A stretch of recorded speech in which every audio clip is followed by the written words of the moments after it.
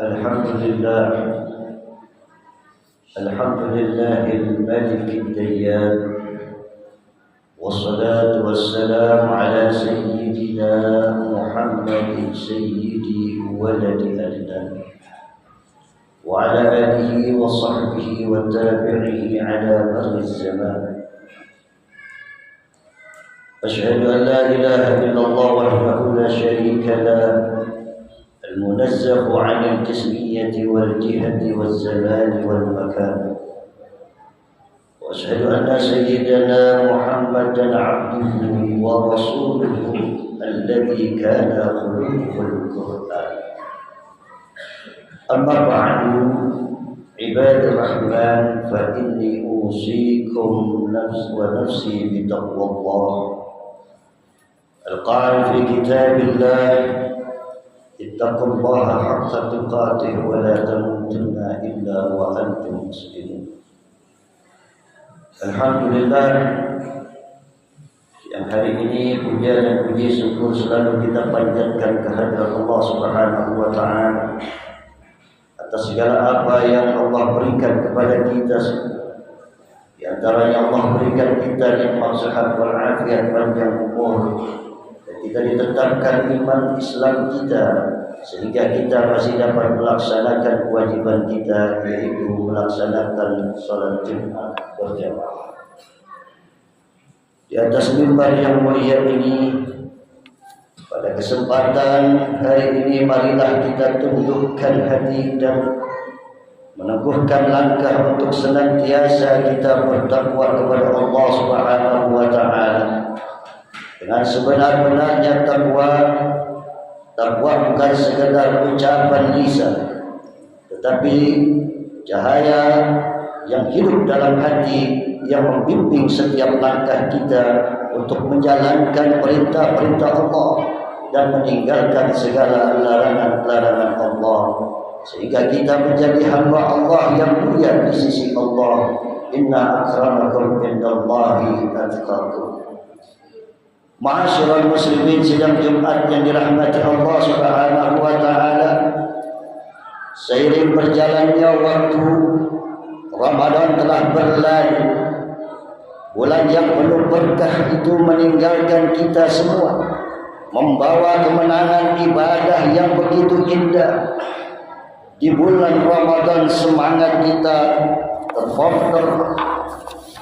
kompak untuk meningkatkan daripada kualitas dan kuantitas kita dalam ibadah kita. Namun ada satu pertanyaan penting yang perlu kita renungkan bersama.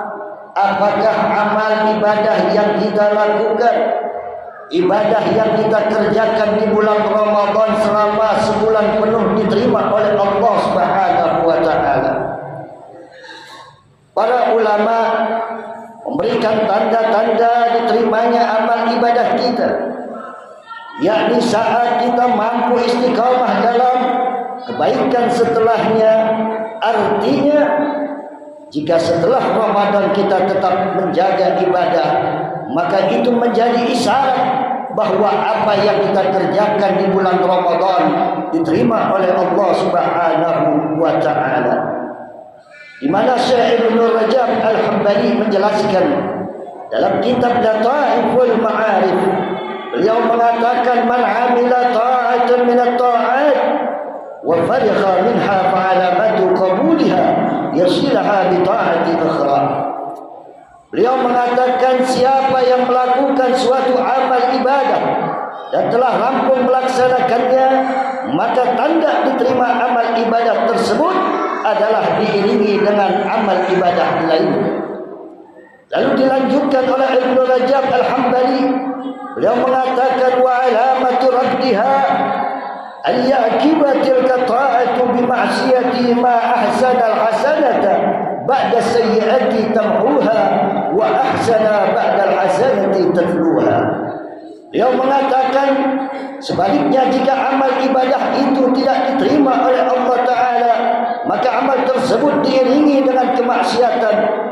Betapa baik amal ibadah yang dilakukan setelah perbuatan maksiat sehingga menghapus dosa maksiat, lebih baik lagi jika amal ibadah tersebut diikuti oleh ibadah berikutnya.